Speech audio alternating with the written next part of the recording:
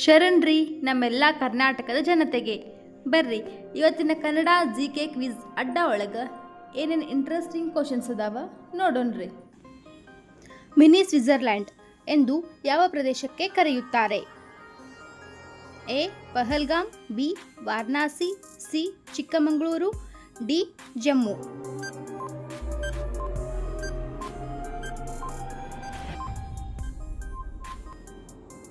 A Pahalgam. April 23ರಂದು ನಡೆದ ಪಹಲ್ಗಾಮ್ ಭಯೋತ್ಪಾದಕ ಕೃತ್ಯದಲ್ಲಿ ಎಷ್ಟು ಜನ ಮೃತರಾದರು? A 20, B 26, C 50, D 80.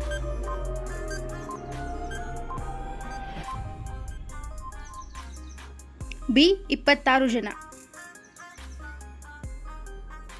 Pahalgam ಭಯೋತ್ಪಾದಕ ಕೃತ್ಯವನ್ನು ಯಾವ ಉಗ್ರ ಸಂಘಟನೆ ಹೊಣೆ ಹೊತ್ತಿದೆ?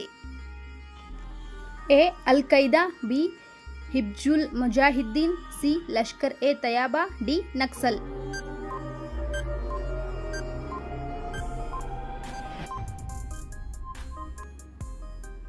ಸಿ ಲಷ್ಕರ್ ಎ ತಯ್ಯಬಾ. ಪಹಲ್ಗಾಮ್ನಲ್ಲಿ ನಡೆದ ಘಟನೆಯಲ್ಲಿ ಭಯೋತ್ಪಾದಕರು ಯಾವ ದೇಶದಿಂದ ನುಸುಳಿರುವ ಶಂಕೆ ಇದೆ?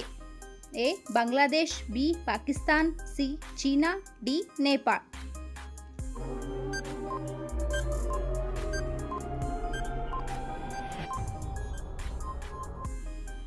B Pakistan.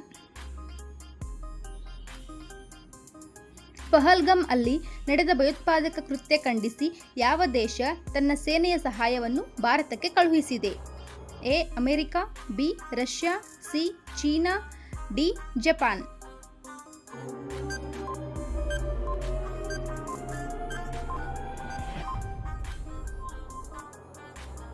A America.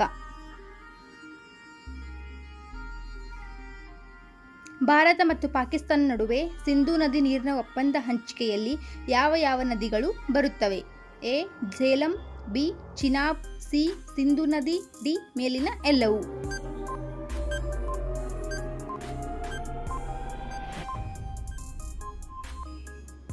D ಮೇಲಿನ ಎಲ್ಲವೂ.